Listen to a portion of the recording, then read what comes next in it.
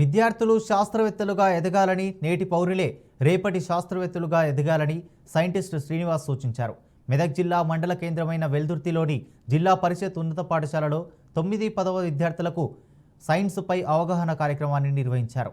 ఈ కార్యక్రమానికి మొబైల్ వ్యాన్లో సైన్స్కు సంబంధించిన ఇస్రో నుండి రాకెట్లను ఎలా పంపిస్తాము అనే అంశాలను క్లుప్తంగా వివరించారు. ఈ కార్యక్రమానికి కాంగ్రెస్ నేత ఇన్ఛార్జ్ ఆవుల రాజిరెడ్డి హాజరయ్యారు. తమ చిన్న వయసులో రేడియోలు తప్ప ఏమీ లేవని, నేడు దేశం ఎంతో అభివృద్ధి చెందిందని రాజిరెడ్డి అన్నారు. శాస్త్రవేత్తల వల్లే నేడు దేశం అభివృద్ధి పథంలో దూసుకుపోతుందని వారు వివరించారు. సో శాటిలైట్ వెయిట్ ఎక్కువ ఉంటే మనం లేపలేము. ఆ టైంలో ఏం చేసేవాళ్ళం, మనం ఫారిన్ కంట్రీస్ మీద డిపెండ్ అయ్యేవాళ్ళం. యూరోప్ మీద కానీ లేకపోతే రష్యా మీద కానీ డిపెండ్ అయ్యేవాళ్ళం. క్రయోజెనిక్తో మనకి ఏంటంటే ఎక్కువ వెయిట్ క్రయోజెనిక్ ఏంటంటే sir, it is nothing but మన ఆక్సిజన్ అండ్ హైడ్రోజన్ సపరేట్ చేస్తాం. వాటర్ అన్నమాట, ఇష్టం ఉంటే వాటర్ సో ఆక్సిజన్ సపరేట్ చేస్తాం, హైడ్రోజన్ సపరేట్ చేస్తాం.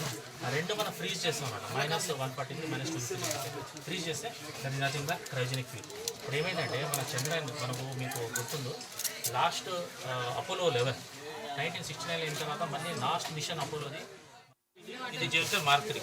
సో ప్రజెంట్ మనకు రాకెట్ అనేది జిఎస్ఎల్ మార్క్ 3. దీని ద్వారా మనము అన్ని కమ్యూనికేషన్